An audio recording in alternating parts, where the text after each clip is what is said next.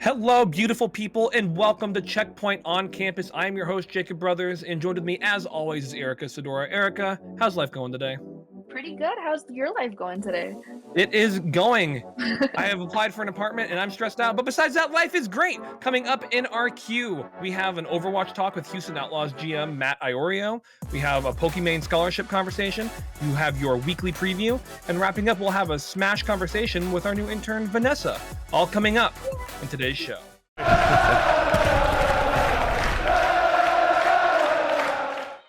Hello and welcome back to Checkpoint on Campus. I'm your host, Jacob Brothers. Joined with me, as always, is Erica Sadora, and we are joined by a very, very special guest. We are joined by Matt Iorio. We had to clarify last name right before recording. GM of the Houston Outlaws, also the first player to go from a player to a GM. So, Matt, thank you so much for coming on. Thank you for having me. Excited to be here. Absolutely. And so we're going to be talking about just a little small team called Redbird Esports. You both are familiar with them. A contenders team that then goes and joins a college. They then win every tournament that exists, both contenders and collegiate. They rolled for like 8 tournaments straight. People in the collegiate scene were starting to be like, this is kind of ruining our competitive scene. Like, they made a lot of waves. And now, right before the playoffs of collegiate homecoming, Reiner goes to the LA Gladiators. Ultraviolet goes to the Atlanta Reign. Hydron goes to the Florida Mayhem, and Sam goes to San Francisco Shock. So now 4 of the 6 players are gone. So I guess my initial question with all of that, with that timeline, is can you explain like the logic of how that happened and why that happened? I mean, what part of it? There's a lot to it, I think. Yeah, so I guess the part of a team that was in contenders, Yeah. then decided to go to college, really shake up the college scene and win everything and give no one else a chance, and then leave. Before, their team, they were the real deal the whole time. Like, they were always really good. They were someone that they were better than a lot of AL teams last year.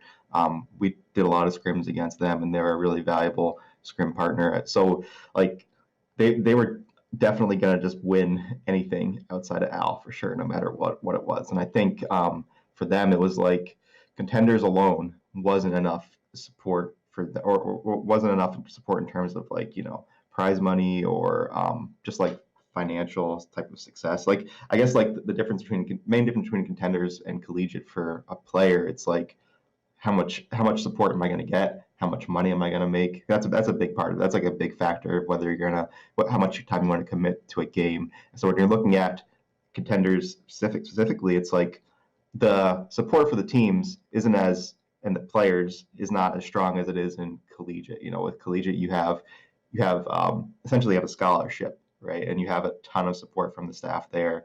You have living arrangements. Some contenders teams don't have anything at all, or this. I mean, I don't know what salaries are like for these players on their contenders team, but or at all in terms of like what kind of money they've been making. But I know when I was in contenders and some of the first teams I was on, it was like my first paycheck was like $200 a month or something. It's nothing at all. It's very little. So I think as a player, collegiate is so much safer.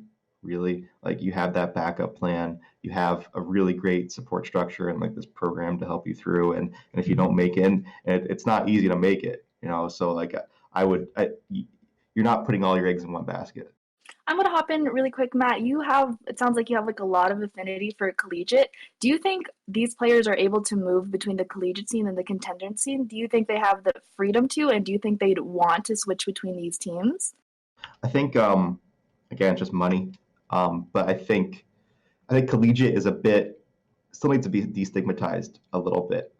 It's not really respected from players as a place where there's good players. Good players are there. It's always good players are always contenders. So Redbird was really the first step to having a good team in collegiate. I don't think there's really any good teams in collegiate, good players. But until American Tornado, there wasn't really any good teams. But I also think there's like a heavy stigma against collegiate as a result of that. It's never really produced any good teams on its own. But I do think the system is better, and maybe it's a little bit uncomfortable too.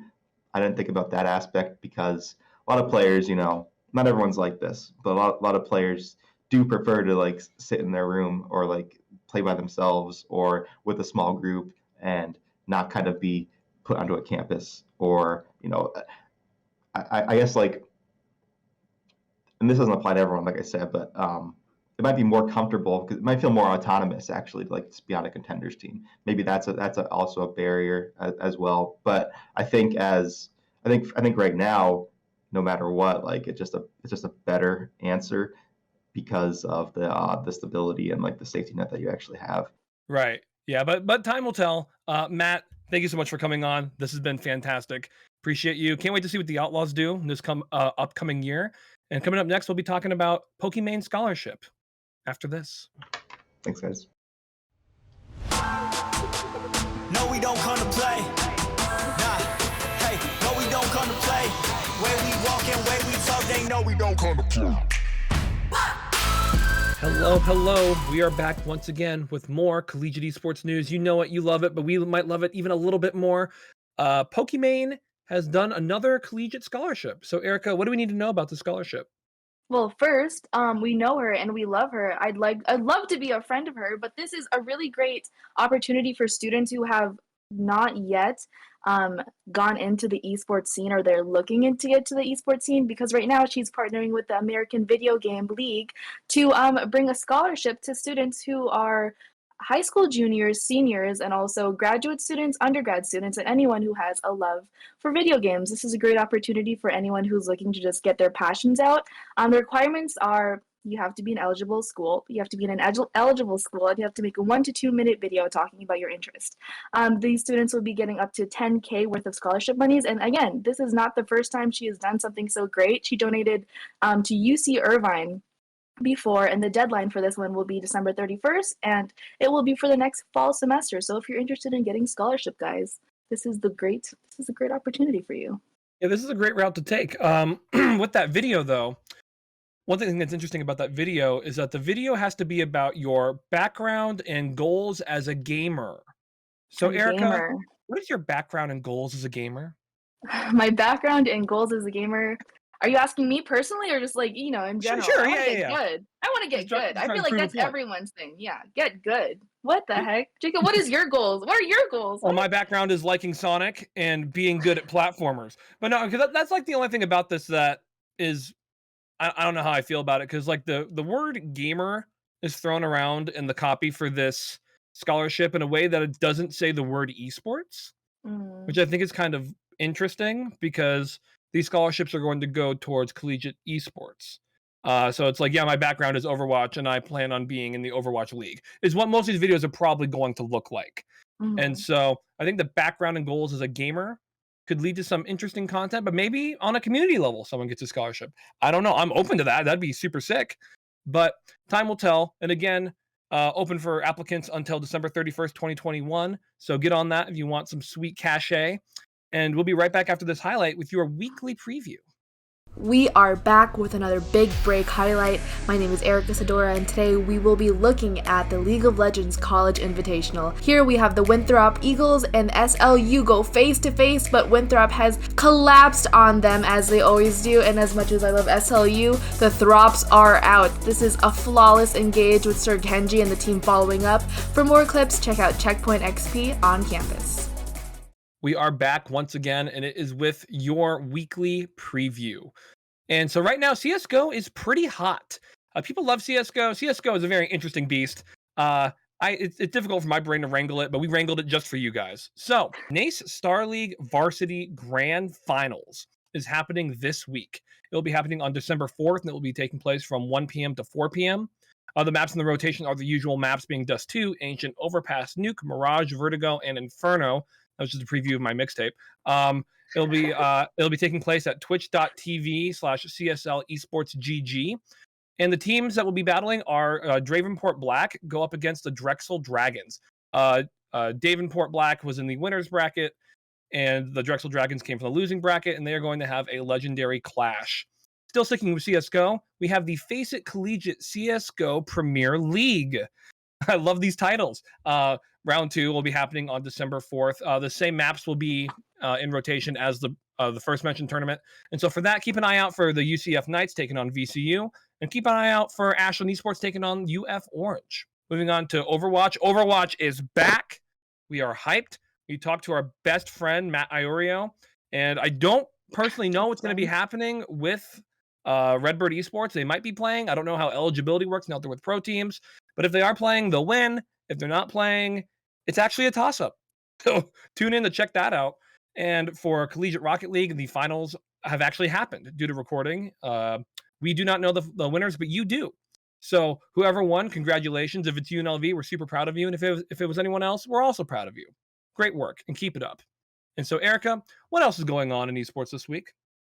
Let's talk about League, man. I always love to talk about League, but I especially love to talk about League when the Throps win. Okay, guys, the League of Legends Collegiate Invitational has finished, and Winthrop has won. It was a really close game, and if you want to check it out, check out Philly Esports on Twitch. Other than that, the Maryville has won the best esports collegiate program. That's kind of expected. I love Maryville. I also love Winthrop. So the league world for me is pretty set. Moving on to Hearthstone, the qualifiers have finished. We have 8 teams, starting with Ohio State, the U.S. Air Force Academy, and much more. There is no date yet. Blizzard has yet to confirm that. But if you're looking for more updates, check out them on Twitter at HS Esports. And then finally, Valorant. The final week before the playoffs is beginning, and we have Stony Brook finally qualifying. We have 8 more teams looking forward to join, but it's up in the air right now. We don't know what to expect, but we are excited for it. Absolutely. Thank you very much, Erica. And that was your preview. And after this, we're going to be back with our best friend, Vanessa, talking about some Super Smash Brothers after this.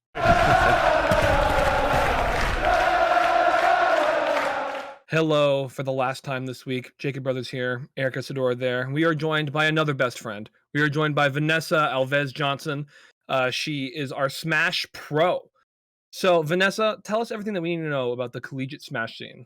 Of course. Well, we cannot talk about Smash right now if we are not going to talk about Sora being added as that final fighter in Smash for that DLC, which I think it was a long run to get here, but with all the licensing things with Sony and Disney, it makes total sense. But now that all the fighters are pretty much out, I think it's going to be really interesting to see what's coming next, because now we're not getting any more DLC, we're not getting any new maps, and this update 13.0.1 is going to be coming out very soon. And I know from what's out right now, there's going to be some adjustments to like some of the final fighter adjustments, stuff like that. But I think it's going to be really interesting to see going into 2022 what we're going to be seeing in the college scene.